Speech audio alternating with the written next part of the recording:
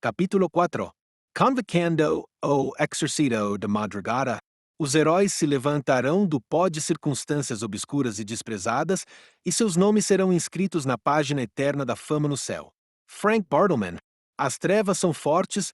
Claro, mas essa pergunta está totalmente errada. A pergunta certa é: qual é o brilho da vinda de Cristo? O exército da madrugada responde à pergunta, porque somente a madrugada é capaz de afastar a escuridão da noite. E melhor ainda, a Bíblia promete: a vereda do justo é como a luz da alvorada, que brilha cada vez mais até a plena claridade do dia. Provérbios 4,18. No fim dos tempos, a luz brilhará sempre como se fosse meio-dia. Embora as trevas venham a aumentar, elas não triunfarão. Anos atrás, um querido amigo profético ligou-me inesperadamente. Ele morava em outro estado e não sabia o que estava acontecendo comigo, mas ligou porque o Senhor acabará de dar-lhe um sonho muito santo e sério a respeito de meu chamado. No sonho, ele me viu ajoelhado, coberto por uma nuvem da glória de Deus. Ele ouviu uma voz retumbante, e a presença de Deus encheu a visão noturna. Ele não sabia se era a voz do Senhor ou do anjo do Senhor, mas aquele ser divino estava lendo Salmo 50,115 a respeito de mim. Na visão, meus olhos encheram-se de lágrimas enquanto eu levantava as mãos em reverência e em disposição para obedecer. Apesar de nunca ter memorizado esse salmo, meu amigo ouviu claramente, versículo por versículo, a descrição do Senhor, o Deus Supremo, vindo para julgar a nação. O ambiente do Salmo 50 é o supremo tribunal do céu, no qual o soberano do universo convoca o céu e a terra para testemunhar seu julgamento justo. Naquele momento, é dado à nação investigada por Deus o único remédio para um veredicto misericordioso. Fala o Senhor, o Deus Supremo, convoca toda a terra, do nascente à madrugada, ao poente. Ajuntem os que me são fiéis, que, mediante sacrifício, fizeram aliança comigo. E clame a mim no dia da angústia, eu o livrarei, e você me honrará. Salmo 50,1,515. A resposta a essas convocações fundamentais encontra-se na reunião dos fiéis diante do Senhor que clamaram a Ele no dia da angústia. Aceitação pessoal. Quando o Dr. Bright convocou os Estados Unidos para jejuarem, aceitei pessoalmente o convite. De 1996 a 1999, obedeci ao chamado. E, quando o Senhor abriu o caminho para mim de modo sobrenatural a fim de convocar centenas de milhares de jovens para se reunirem em Washington, D.C., para jejuar e orar em conjunto, considerei uma extensão do próprio chamado do Dr. Bright. Nosso nome, DECOL, não foi escolhido ao acaso. O mesmo se aplica ao exército de jovens que foi mobilizado. Também não foi por acaso que 50 anos antes de o livro de Bright ser publicado, Deus usará o de Franklin Hall, Atomic Power with God through Fasting and Prayer, outra revelação divisora de água sobre o jejum, para anunciar uma onda de renovação no país inteiro. Anos atrás, quando encontrei um exemplar antigo do livro de Hall, recebi a confirmação de que somente movimentos enormes de jejum comunitário poderiam liberar o poder sem precedentes do verdadeiro avivamento. Antes da publicação do livro de Hall, os jejuns prolongados eram relativamente raros na Igreja Protestante Evangélica. Após a publicação, milhares de pessoas começaram a comprometer-se a fazer jejuns prolongados. A maioria dos principais ministérios do século XX, inclusive o de Billy Graham, nasceu desses movimentos múltiplos de jejum, da mesma forma que muitos ministérios de grande poder nasceram do jejum do qual o Dr. Bright foi o precursor. Coincidência? Não creio. Não poderia ter sido de outra maneira, porque, conforme Walter Wink afirmou, alenta o jejum de Jesus. Decadência da cultura do cristianismo não pode produzir atletas do espírito. Nota 1. Deus respondeu aos jejuns de 1945 a 1948 com avivamentos de cura, derramamentos mundiais e o lançamento daquilo que se tornou um dos ministérios evangelísticos mais eficientes durante décadas. É importante notar que a moderna nação de Israel também foi fundada em 1948. Deus respondeu ao jejum de Bright com um movimento mundial de oração que está abrindo caminho para o maior avivamento da história da humanidade. O alcance desses eventos é potencialmente apocalíptico. 70 anos terão passado entre 1948 e 2018, uma geração bíblica. Será que o movimento de oração foi lançado, em parte, como um escudo para o Israel daqueles dias? Examinaremos esse assunto mais adiante, dando especial atenção às profecias de Amós, no capítulo 11 intitulado Entendendo a Hora. Basta dizer que os eventos que se seguiram ao Atomic Power with God Through Fasting and Prayer e The Coming Revival, de Bill Bright, me dão grande esperança para os dias futuros e um discernimento realista de responsabilidade. Seguiremos a sabedoria da Escritura e dos pais modernos de nossa fé no chamado para o jejum prolongado.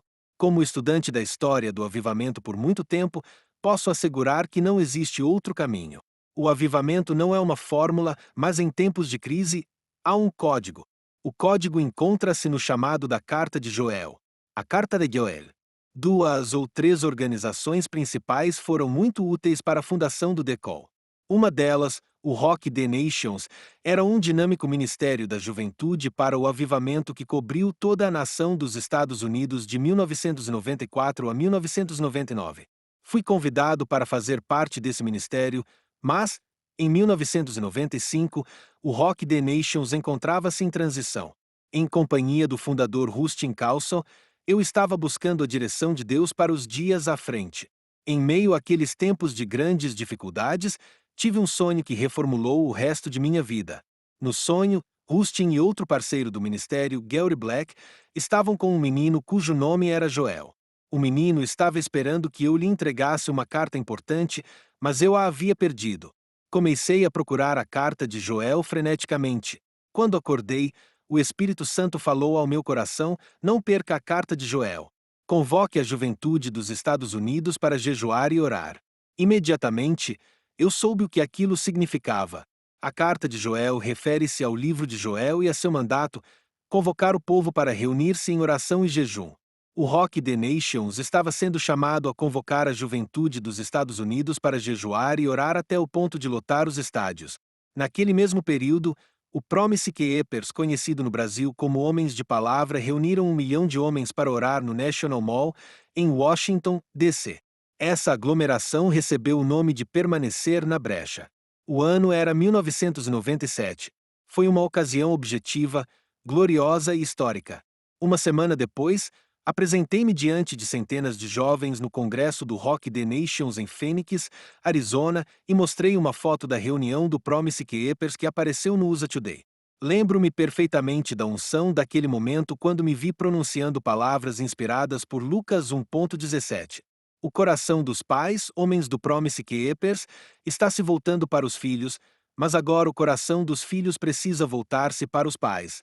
E há uma concentração semelhante de jovens dirigindo-se ao mall em depois de Cristo, e essa será uma extraordinária geração de nazireus e João Batista de jejum e oração. E, quando esses jovens forem ao mall, haverá um sinal de que os Estados Unidos estão se voltando para Deus.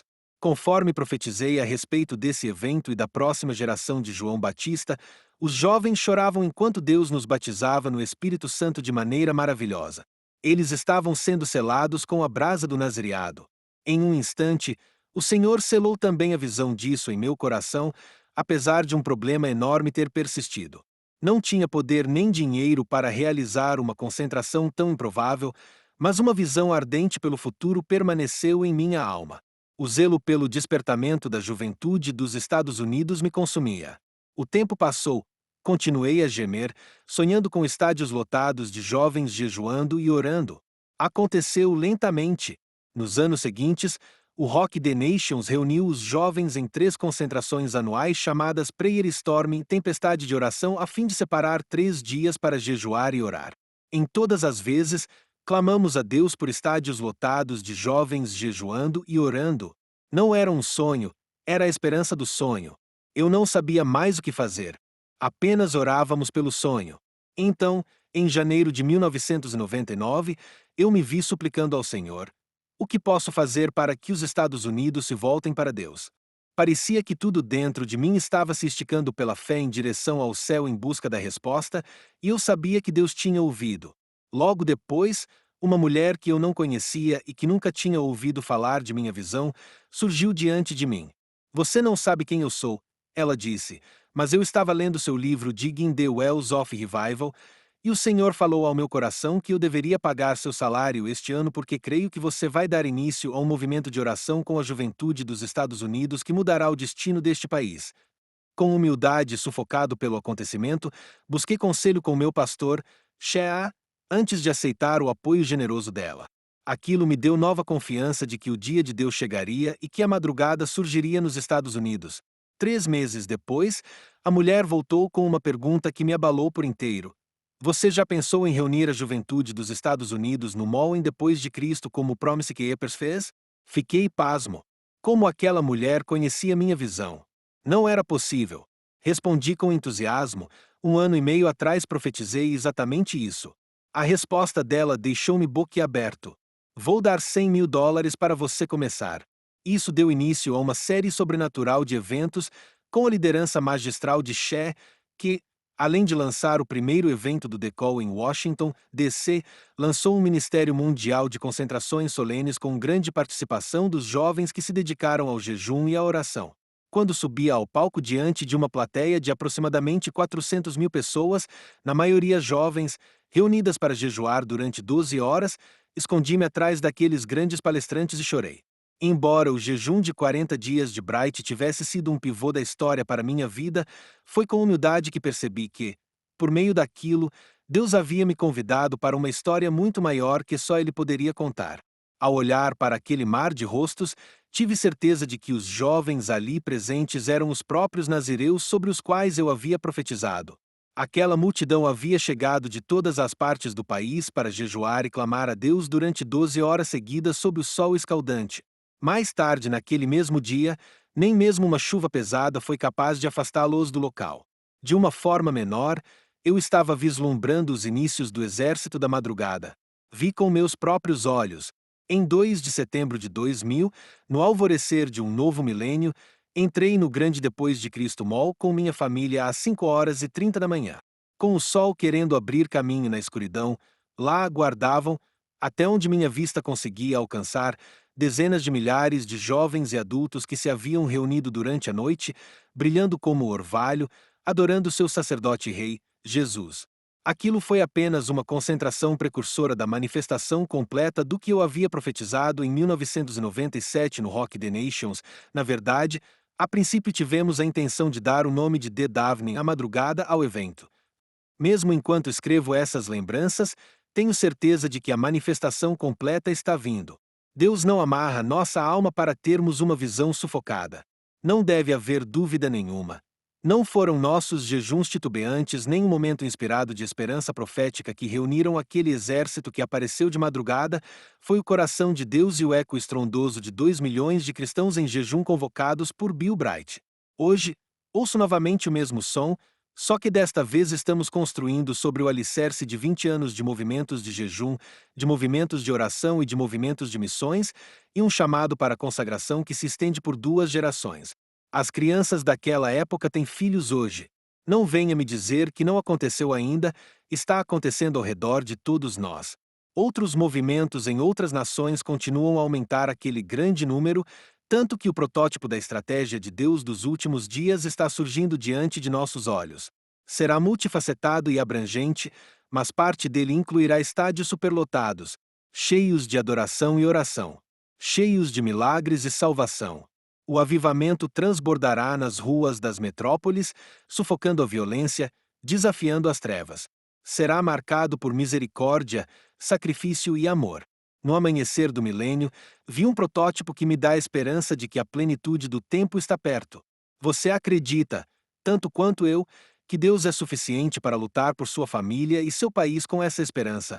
Pela fé, vamos ordenar que os emaranhados e a antiga ordem das trevas em nossa vida façam uma transição para a nova ordem de esperança e propósito. O Espírito está pairando de novo sobre a nossa terra como na madrugada da criação, e a ordem de Deus é proclamada: haja luz. Irmão, irmã, se todos nós cremos em Deus, vocês podem imaginar o que aconteceria. Muitos de nós aqui estamos vivendo estritamente para isso. Um grande número de orações fervorosas está subindo ao trono noite e dia. Nota 2. Por que estamos respirando se não cremos em tal coisa? A 10ª parte desta geração já foi preparada como oferta ao Senhor. São jovens e estão inflamados de paixão por Jesus. Separados. Fervorosos. No Antigo Testamento, aqueles que possuíam essas características recebiam um nome especial, nazireus, os consagrados. Notas do capítulo 4. Nota 1, Powers That Be, page 80. Nota 2, Bartleman Frank, Another Wave Rolls In. Northridge, California. Voice Publications, 1962. Page 44.